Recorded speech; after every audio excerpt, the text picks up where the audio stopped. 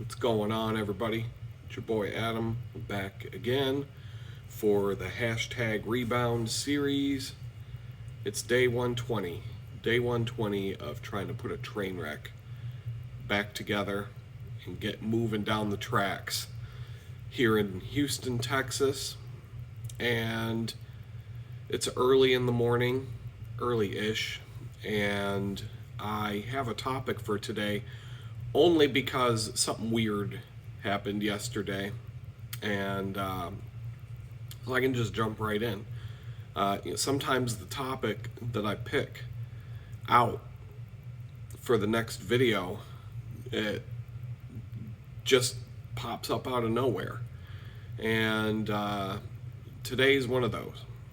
I had some time yesterday, I had some time to sit and relax for about an hour because I got up early before I had to go to the bakery. I don't like being rushed out the door, so I try to get up a couple hours before I have to leave the house. And during that time, probably within a half hour before I left, I read to yesterday's entry for that book, Jesus Calling by Sarah Young, which I talk about quite often in these videos. But if you're new to the channel, it's a daily devotional that is a quick read, 5 minutes or less, and it's written from the perspective of Jesus talking to you. This woman, she gets inspired by different Bible passages, and she writes a daily devotional. It's quick to read, and if you read it every day, well, if I don't read it every day, so over the next couple of years, I will probably get to the point where I've read every single passage in this thing. It's not like a Bible in a year kind of thing. It's literally just Jesus having a conversation with you. And for some reason, it always seems to line up with whatever the thing is for the day. So I'm going to start by reading the passage. This is what I read before I left to go to work that day. Jesus says, "Try to view each day as an adventure, carefully planned out by your guide. Instead of staring into the day that's ahead of you, attempting to program it according to your own will, be attentive to me and all I have prepared for you.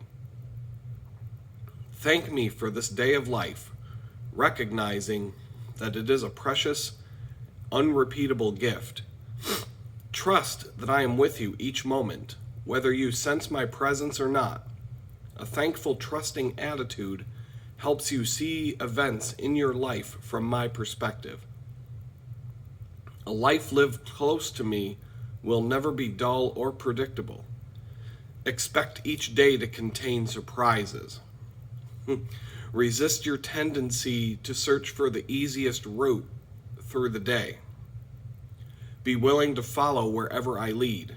No matter how steep or treacherous the path before you, the safest place to be is by my side."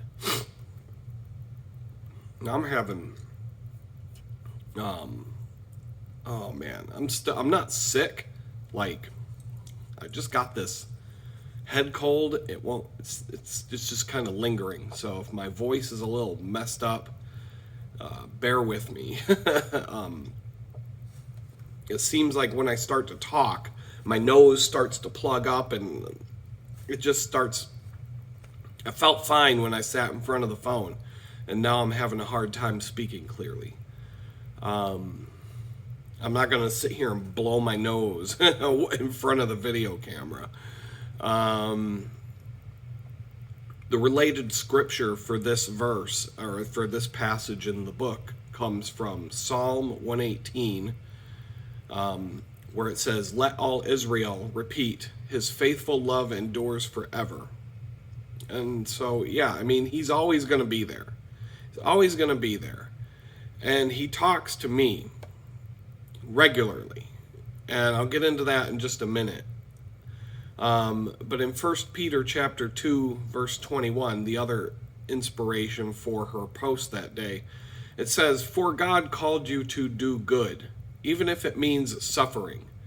Just as Christ suffered for you, he is your example, and you must follow in his steps." And, I've suffered, but can I compare myself to having, can I compare my suffering to having nails driven through my arms and feet and nailed to a board and hung up to dry, hung up to die, No, I don't really, and all the other torture that they did to him before they hung him up. And if there was a guy who didn't deserve what he got in the history of not getting what you deserve or getting treated worse than you deserve, Jesus is the poster child for that. No doubt. So I say over and over again that I got, I'm never going, when I went to prison for a social media post or a series of social media posts for 2 years, and I had to share a cell with a guy who killed somebody who got less time in prison than me. 14 months. And I'm just like, but then again, you look at what's going on over in Britain right now, and you got, I'm looking on Twitter, there is a rapist who raped a kid and got 6 months in jail. And then there was a guy who made a social media post about how, we got to stop these people from raping kids.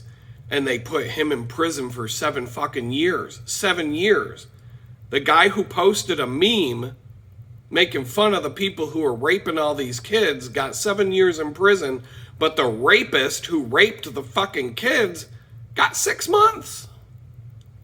So, we got plenty of examples in society of a broken justice system, which is not justice at all. And so, you could just add my experience to the pile.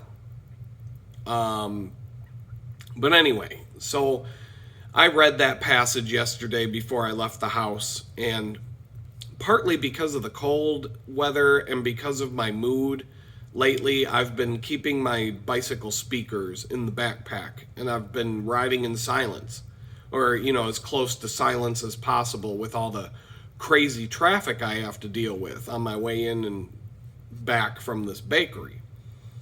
So I've been using the time to have conversations with God and pray about things.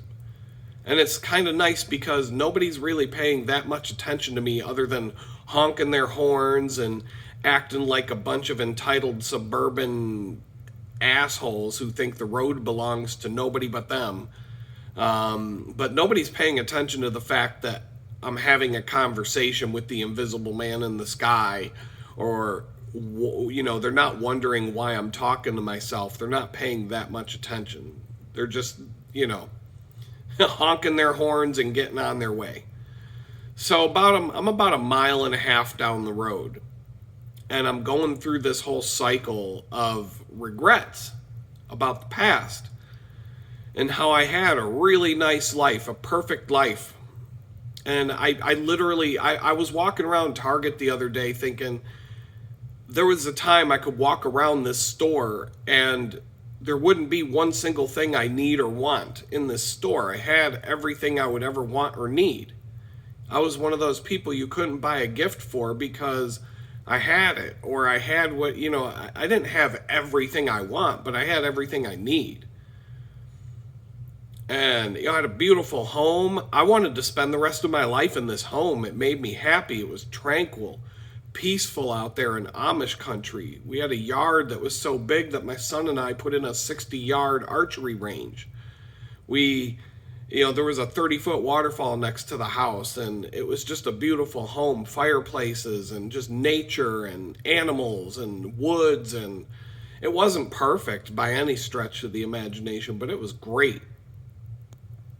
And, I was thinking about my career, that it's done. That career's over. I don't know what I'm going to do for the rest of my life, but, I'm not going to really miss working with a bunch of self-righteous liberal assholes who are probably still wearing their COVID mask to the Zoom meeting when they work from home.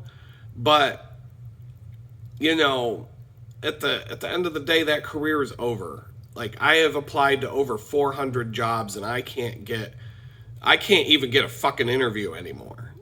So it's done. I don't know where I'm going, but imagine pouring 30 years of your life into a career and then never being able to get another job for the rest of your life other than working at fucking some fast food joint, or in my case, a bakery. And, back then I had all the time to spend with my son. I worked from home. I could spend time with him. I have a grown daughter who's well into her career. I had a fair number of close friends, and I was in a good relationship. And I was just going through all of these things that I lost, thinking about the big house next to the waterfall and all of it. And just having that, why did you throw it all away for a couple of stupid social media posts? Granted, I never thought in a million years that you go to prison for 2 fucking years over a mean tweet. But here we are. But, you could see it in my voice, how frustrating this is. And at some point, I asked God to help me stop dwelling on the past, stop dwelling on the things that I can't change. What's done is done. I was going through this whole list of these things, talking about it with God, all of it. And then I got to the relationship part, and I basically said something to the effect of, God, can you just help me put that to bed? Like, even if I'm having a conversation with someone and a story comes into my head that it's not even a relationship story, but like some experience, like a hike I went on or a restaurant that I ate at or something that involves this other person, even if I'm not talking about her. Can you just keep me from even bringing up the subject and just put it to bed, put it so far in the past like it never happened? I just don't want to think about it anymore. I just want to forget about this and everything else that I lost and try to move on. And, I'm like, God, I know I have a lot of resentment and anger about that, and it's never going to change. But can you just help me put it in that place out in the garage where things get stored when I know I'm never going to bother looking for it again? Can you help me put it in a box and put it out in the garage so I never even look for it again? And I'm saying this out loud. Like, not in my head, but I'm saying this out loud as I'm cycling on my way to work.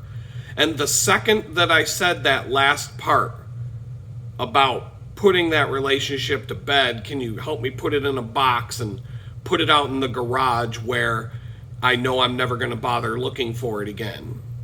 As soon as those words came out of my mouth, I hear something behind me. A car coming behind me, as happens many times on my way in. But when I glanced over to the side as the car is passing me, it's that freaking car. It's the same car that I always see whenever God is trying to tell me something about my ex. The car that she drives, it just randomly appears right in front of me. And like down here in Houston, I hardly ever see these things. Like, they're not very popular down here, not like they were in Jamestown. I mean, in Jamestown, I could see 25 of these things in a day. It was crazy the number of times I would see these cars.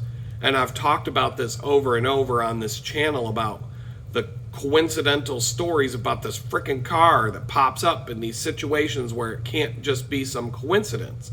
Like when I pulled out of the parking lot of the rental car place to get on the road for my journey to Texas, that car showed up right in front of me. And it was like, how? And so there it is. yesterday, right at the moment I'm going through all of those things I want God to help me with, to put my past away. Soon as I get to the part about my relationship with the ex, and I'm like, the exact same car that she drives passes me on this shoulderless road, coming 6 inches from my leg as it flies by. And like I said, I don't see these. I see one of these cars about once every 3 or 4 weeks here. I've only seen a handful of them since I've lived in Houston. But they always appear at these peculiar moments when I'm having a conversation with God about the person who owns one of them. And it's weird. And it just blows my mind. And it blew my mind yesterday when it happened. I had to sit back on the bike and I'm like, dude, really? And it was just the timing of it. As soon as those words came out of my mouth, this car comes flying by. And, like every other car trying to run me off the road, but, whatever. It was that car. And so, Jesus calling yesterday, it said, expect this day to contain surprises. So, why should I feel weird when he throws a surprise at me like that? And, I don't know exactly what he is trying to tell me when he makes this car shoot across my path in these situations, but there's definitely something there. And my gut feeling tells me that it was just some sort of sign from him that he's listening to me. And, maybe he agrees with me and he wants to help with the situation. I mean, it could mean a lot of different things, but there's absolutely zero chance I would ever speak with this person ever again. So what does this mean? Why do I keep seeing this car in situations like that? I don't want to do a video about this. I'm only doing the video about this because the situation with the car just randomly showing up is worth sharing, because it's just one of the ways that God talks to me, one of many mysterious ways that he just talks to me without, coming down from the sky in a loud booming voice. He speaks to me in these subtle ways of synchronicity and just throwing things in front of me that don't have any explanation other than God's trying to send me a message. I just want to get to the point where there's zero chance I'll even think about this person again. But I know that's going to take time. I'm doing a video about it right now. So, if I want to get to the point where I'm not thinking about it, I can't be doing videos about it. But it was a strange coincidence, and I would have had a completely different topic for today if it wasn't for that. But like I said, it's going to take time. The way I was treated when I came home from prison, my stress went up. And living in that apartment with her was worse than being in prison. It was worse than being in prison. I was more stressed out when I came home from prison than when I was in prison. Put it this way.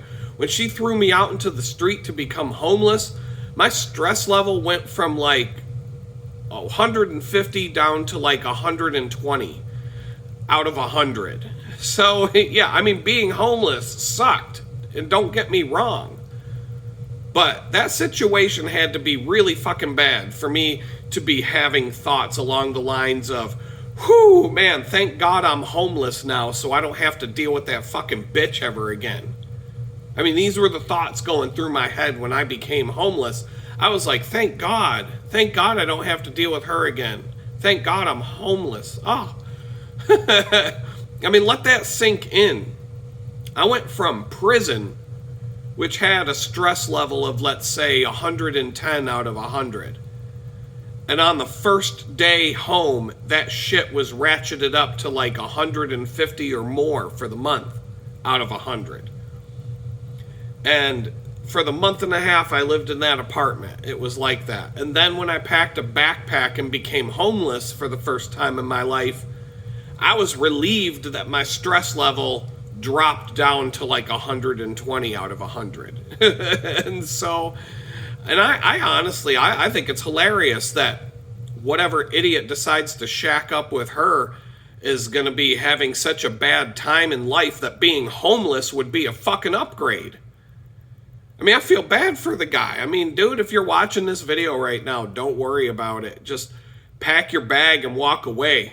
Being homeless isn't as bad as you'd think, especially after what you're dealing with right now. I mean, granted, you might want to tough it out until the spring because Jamestown is a bit shitty in the winter. And, you know, I'm getting used to these 75-degree weeks in January pretty quick, and I'm forgetting how bad the weather used to be up in the Northeast. It's like that is a thing of the past for me now. But you might want to wait until spring. Being homeless in the winter in Jamestown, I don't know what that's like. I don't think it would be a lot of fun. So, but it would still be better than your situation. So, but yeah, obviously there's a lot of anger inside of me when it comes to all of this. You know, I was made to believe for the 20 months I was in prison that I was coming home to something worth coming home to, and that turned out to be a fucking myth. It would have been better to just come home to being homeless right out of the gate. It would have been better. And so now, whenever I sit and think about how stressed out I am right now here in Houston, some of the things that feel stuck, and some of the difficult days that I'm going through right now, if I sit and compare where I was 6 months ago, right now I would have to say the level is like an 80 out of 100 in comparison. Yeah, I'm below 100 now. I'm at 80 out of 100 on a bad day here.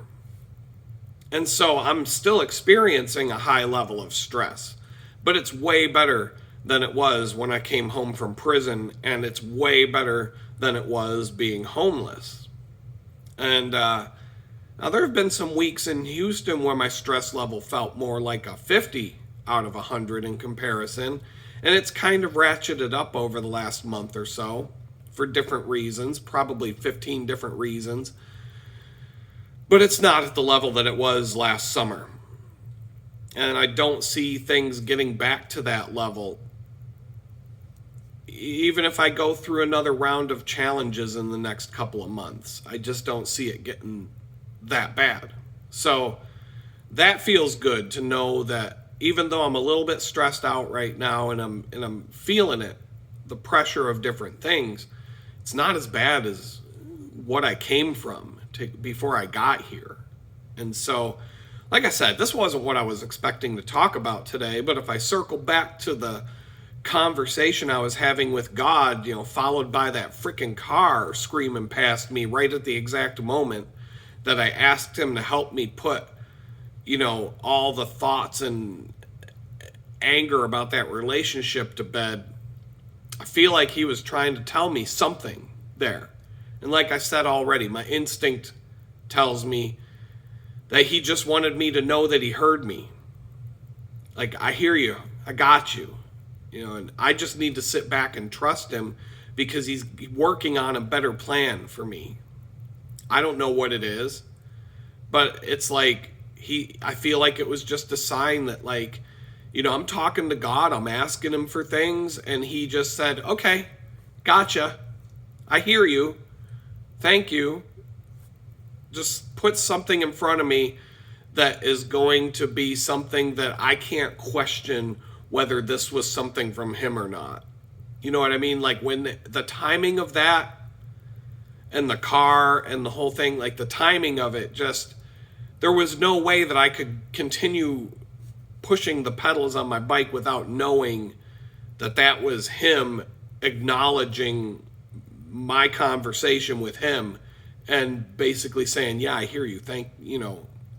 Instead of just feeling like I'm talking to an invisible man in the sky, I'm actually talking to the living God who actually cares and can do something about my situation. So I don't know, so that's what I'm going to do. I'm just going to try and trust him. And it's not something that's easy to do, especially when everything's unknown and he seems to just kind of pull the answers to your problems out of a magic bag and drop them in front of you right at the last minute when you couldn't make anything happen on your own. And, you know, like when things like this happen, like him acknowledging my conversation with him, it feels good because it removes any doubt that I have about the existence of God when he talks to me like that.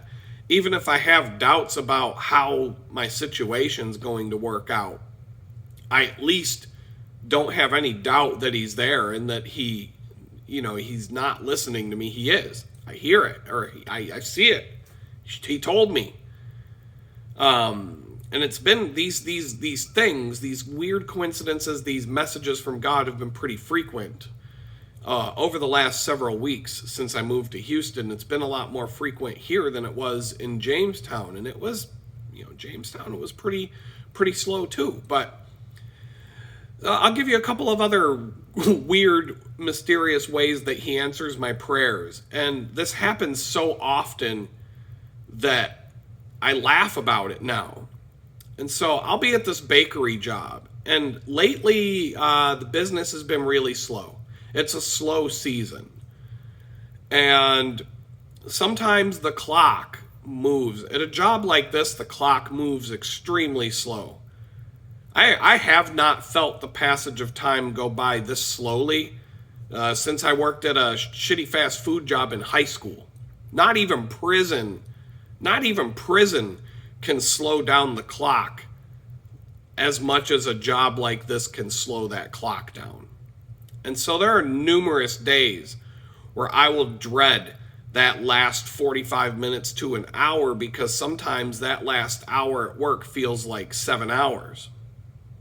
And so there have been several times lately where I'll just say a little prayer to God when I go to the bathroom or whatever. I'm just away from everybody, and I'll say, Lord, can you just please somehow make this clock go by really fast so I can just get home? Can you just make the clock go by really fast? And I'm not kidding.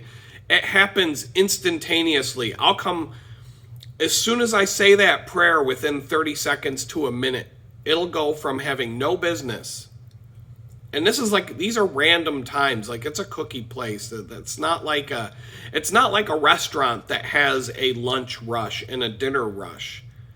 This just happens spontaneously and out of nowhere. But when I'll say this prayer, can you make the clock pass really fast for the next hour so I can get home and it doesn't feel like I'm going to be here for 8 more hours? I'm not kidding. Instantaneously, a huge, not just a couple of customers, but like a huge crowd of people will show up at this place out of nowhere with a line out the door. And all of a sudden, I'm so busy trying to help all these people that I can't think. And then I start getting stressed out because of the number of orders and requests. And now I'm getting irritated that I'm overly busy. And somehow, now that we're slammed and we're so busy, that I'm going to be stuck working past the time I'm supposed to go home. And I'm starting to get irritated about that. And how I'm going to be stuck here past the time I'm supposed to leave because of this mad rush, and it's never going to end, and blah, blah, blah. And I'll get irritated about it for a minute. And then it always happens. This has happened at least 8 or 9 times in the last 2 months. The same way. I'll say that little prayer. Massive crowd shows up. Massive crowd. It gets so crazy busy, it's unbelievable. And then out of nowhere, I'll wrap up the last order, and the bakery is a total ghost town again. Ghost town. No customers in sight, no orders to fill. Everybody just kind of dumbfounded and standing around wondering what to do next, because the shell shock of what just happened is over.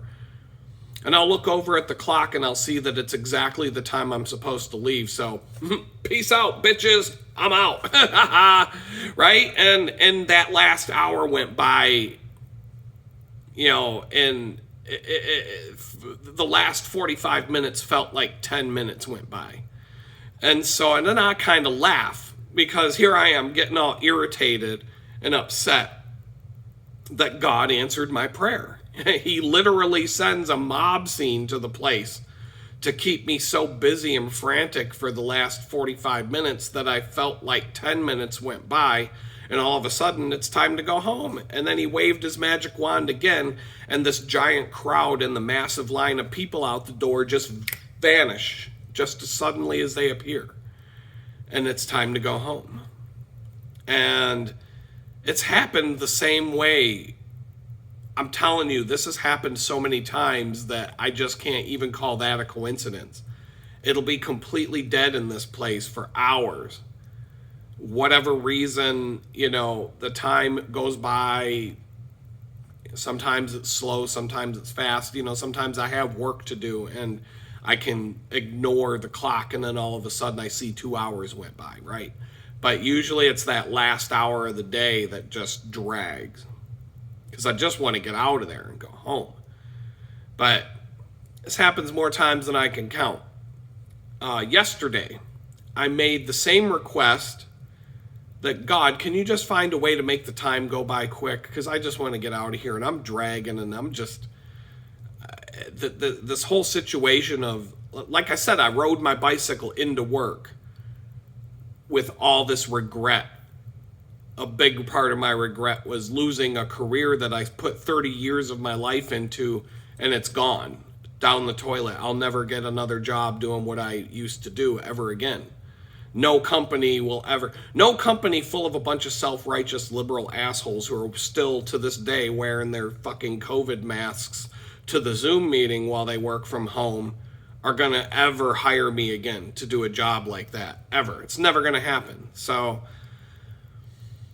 yesterday, and I'm kind of like, those thoughts go through my head, especially when you're working at a demeaning job, you know, surrounded by a bunch of high school kids who are doing this job because it's their first job, and they're just trying to get like grocery money and money for makeup and money for clothes and money to put gas in the car that their parents bought them and that kind of shit.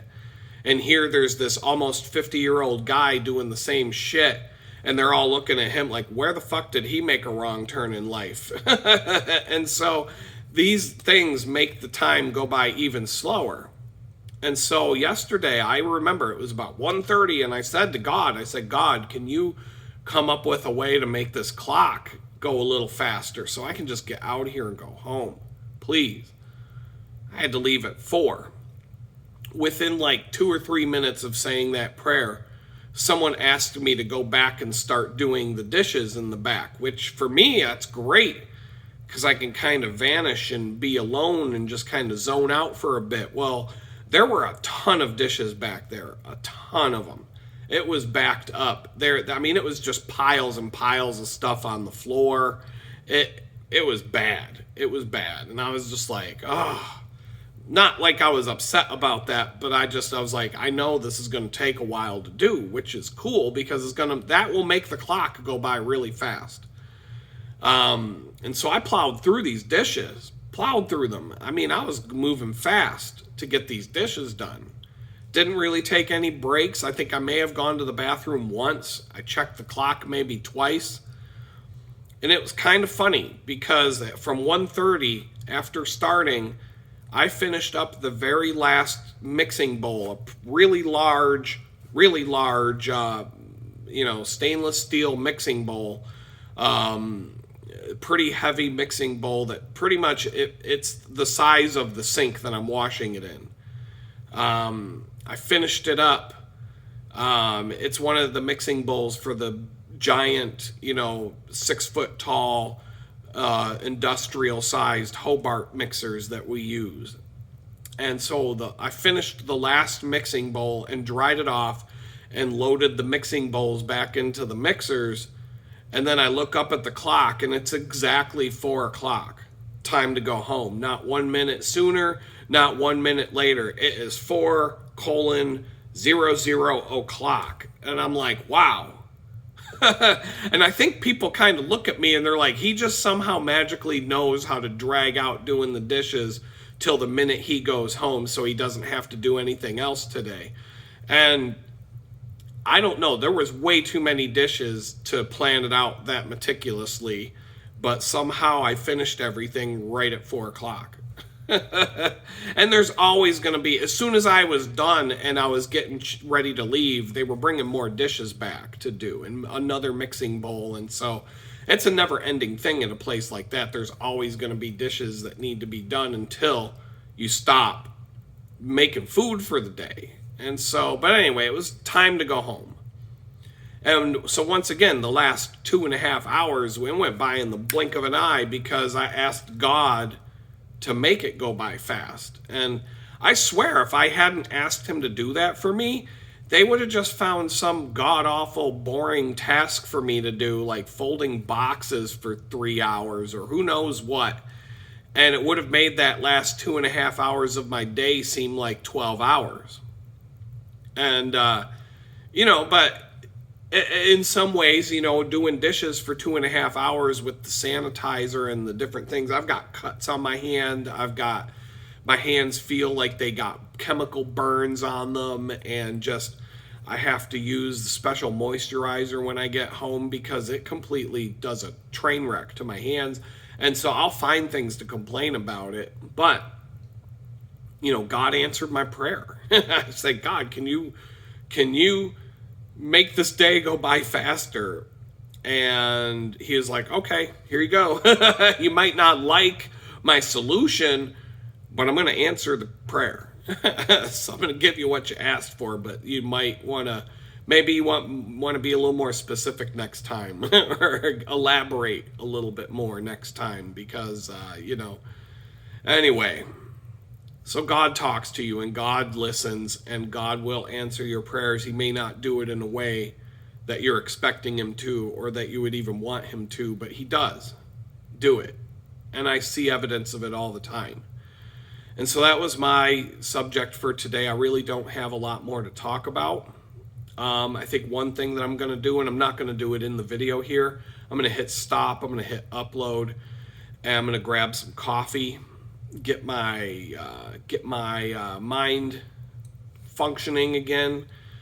And before I sit down to do my freelance work and the things that I have on my plate today, I think I'm going to sit down and actually have a little prayer time to ask God to help me through it, because I've noticed that when I go to the job that I don't like, and I don't hate working at this bakery. It's not a hate thing. It's not, the people there are really friendly. They're really nice. I get along with everybody. It's a good atmosphere. It could be so much worse. It could be so much worse. But it's just humiliating in terms of being someone who was a professional and had a career and had things going for him, and now, I literally cannot get a job at fucking McDonald's. McDonald's would not hire me. The bottom of the barrel when, what's the bottom of the barrel when if you did a survey of 100 people, what's the bottom of the barrel job that you could possibly have? Survey says, if I was on that show, The Family Feud, and I'm standing up front with the buzzer, and I'd be like, McDonald's. Survey says, bing, it's the number one answer on the board. The other person, they're not even going to have to look up that person's answer. My family gets to go first. So,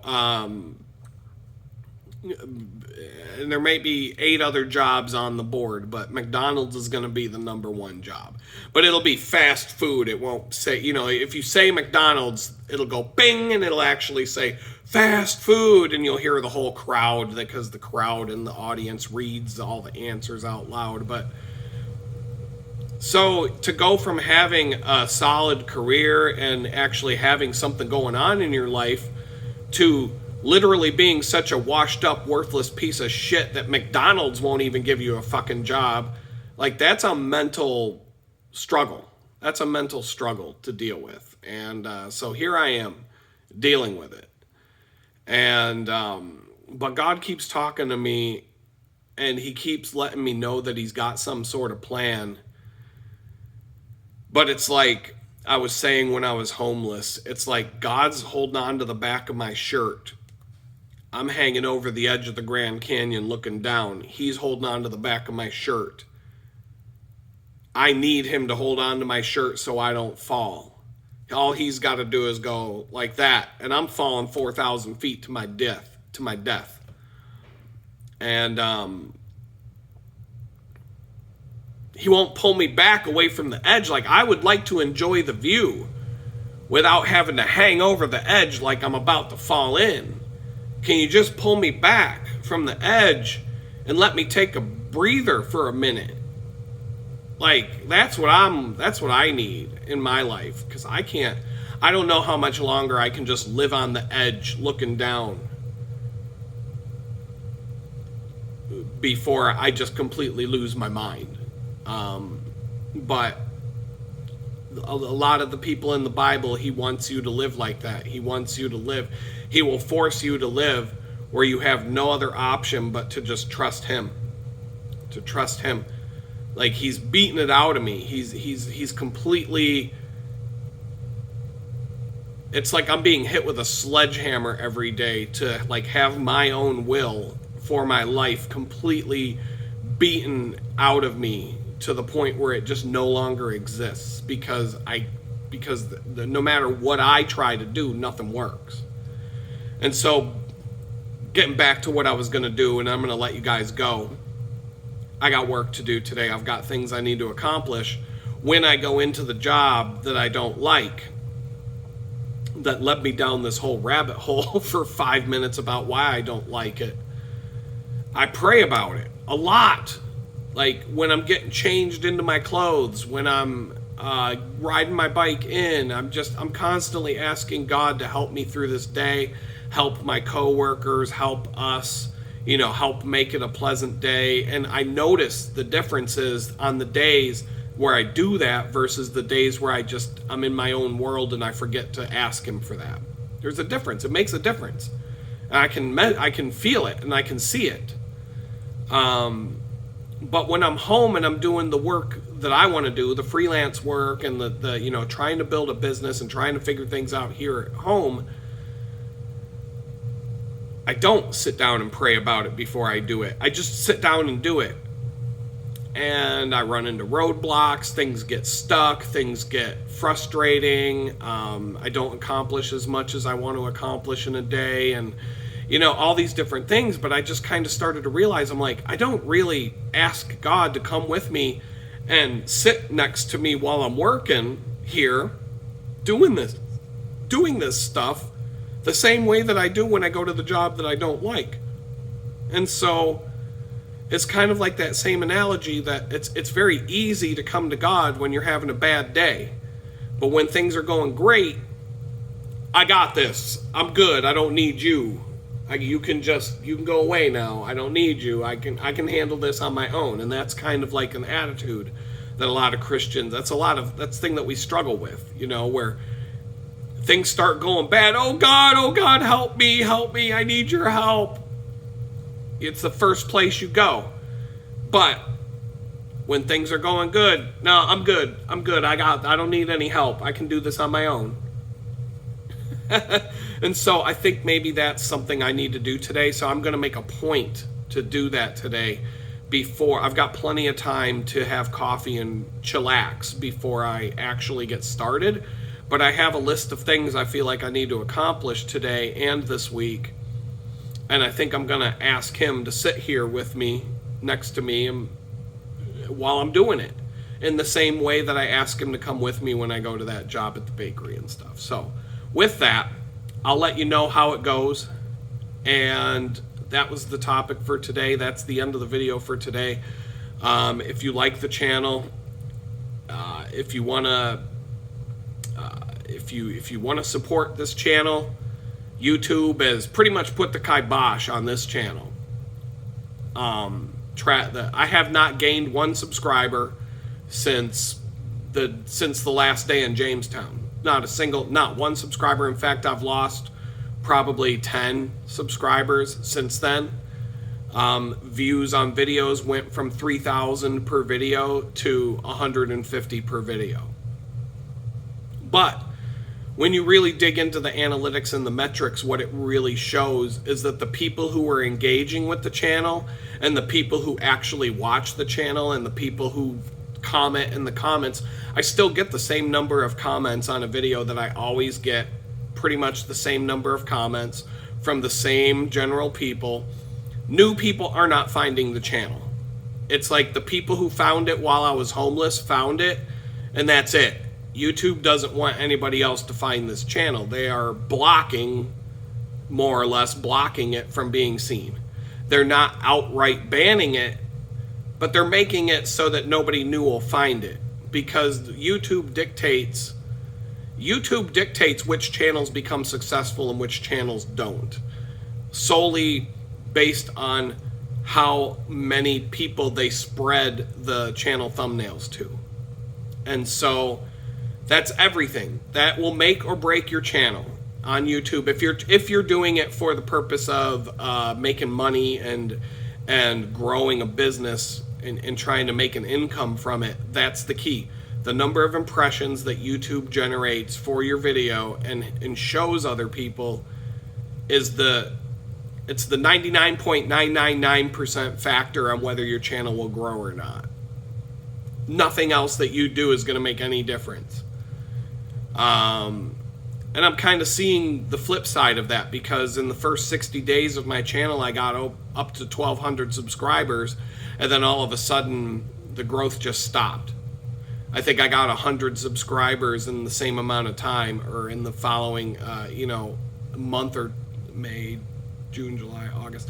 So in the next month and a half, I got like 100 subscribers, and then I moved to Texas and actually had a place to live. Zero, not one single. I'm only saying this because I got a comment yesterday about how much the channel has grown, and I'm like, you haven't been paying attention, because the channel died. This channel's dead. It's not, unless YouTube changes their mind and decides they want other people to see it, nobody's ever going to see it. This is where it's going to go to die. But anyway, I appreciate that. But if you want to share this, or if you want to support this channel, honestly, the number one thing you could do to spread the channel would be to share it with people. Number one, share it with people. If 2 people share it with 2 people each, and those 4 people share it with 2 people, and those 8 people share it with 2 people, and however the math works, it doesn't take long to reach 1 billion people. It's really not that many generations. But I know how it is. People got short attention spans. They ain't got time for that. So if you want to support the channel, you can check out the links below. I'm just going to leave it there. And with that, peace out.